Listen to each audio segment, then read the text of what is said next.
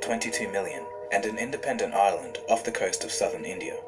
Not long ago, they were South Asia's most developed nation. But right now, they're in a severe economic crisis. The country is $51 billion in debt. Rolling blackouts are rampant. The currency is crashing. Medication, fuel, and some food is in short supply. Even school exams had to be cancelled because of the shortage of printing paper. An economic crisis in Sri Lanka, which is becoming increasingly dramatic, with residents' life savings virtually disappearing into thin air. One estimate from Johns Hopkins University shows real inflation at over 130% in March. The government is even asking airlines to stop refueling in the country to save on fuel. Many Sri Lankans have had enough of the horrific situation. The homes of government officials have been torched, and the sitting Prime Minister even had to flee to a naval base for his own safety. Protesters have also stormed the presidential residence. They were swimming in the president's pool, eating his food, and drinking his alcohol. So how could such a disaster happen? Well, first, we need to look at the Rajapaksa. These have happened once before in the Philippines back in the late 1980s. Ferdinand Marcos had been deposed as president. As he fled, protesters barged into his mansion. And guess what they saw? Closets full of French perfumes, thousands of shoes belonging to the First Lady, expensive chandeliers, the best crockery, all of this while the ordinary people lived in poverty. So they destroyed everything, the tables, the beds, the portraits. Nothing was spared by the protesters in the Philippines.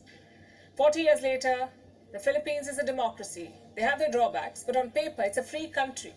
In West Asia, that was not the case. I'm talking about the Arab Spring of 2011. Those protests ended in violence and bloodshed. If Sri Lanka is not careful, there could be a repeat, which is why the next steps are crucial. Where does Sri Lanka go from here? First things first, they need a government. Gotabaya Rajapaksa will resign on Wednesday. Ranil Wickremesinghe is expected to follow soon. So they need replacements. Reports say the parliament speaker could be the next president. Mahinda Abeyewardena. If so, the parliament has 1 month to elect him. Abeyewardena will not get a fresh term. He will have to finish Gotabaya's remaining tenure. That's until 2024.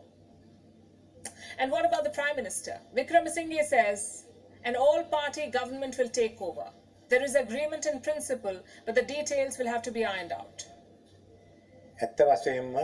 We are not going to work outside the constitution. You can't pressure parliament from outside to do things. I am here to protect the constitution, to listen to people's views while protecting the constitution. What we need today is an all-party government, and I will work towards achieving it.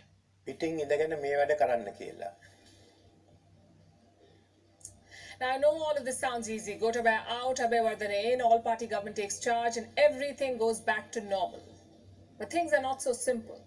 Rajapaksa's party still holds majority in parliament. Without their help, a new president cannot take over. Also, will the protesters accept the new leader? Will they allow Rajapaksa's party to keep calling the shots? These are all unknown variables. And remember, the economic situation is not getting any better. Sri Lanka needs a bailout from the IMF. But for that, they need a government. The IMF cannot hold talks with protest leaders. They need a functioning government to deal with. Same for international donors. So if there is no government, who will distribute aid? Who will secure credit lines? Sri Lanka's #1 priority is a peaceful transition to prevent a power vacuum. If not, the scenes could change. Right now, the protesters are more curious than lethal. This is not a bloodthirsty mob like in Libya or Egypt. This is a disgruntled population. There is still time to address their grievances, and a lot depends on the international community. Without their help, Sri Lanka cannot function. They cannot provide basic supplies. So far, the global reaction has been tentative. The United States, for instance, they asked the parliament to find quick and long-term solutions. Also, do not support one political party. China, meanwhile, is silent. Their only reaction came from the embassy in Colombo, and guess what they said? Don't take part in protests. That's what China said. Nothing about the political situation, nothing about the economic collapse. They warned Chinese citizens against joining the protest in Sri Lanka. The European Union was more vocal. They called for a peaceful and democratic transition of power. What about India? India has a bigger stake than either the US or Europe. It is Sri Lanka's closest neighbor. So what role should India play? Right now, New Delhi is playing it safe. Listen to what External Affairs Minister S. Jaishankar said. This is his statement, and I'm quoting, India stands with the people of Sri Lanka as they seek to realize their aspirations for prosperity and progress through democratic means and values, established institutions, and a constitutional framework.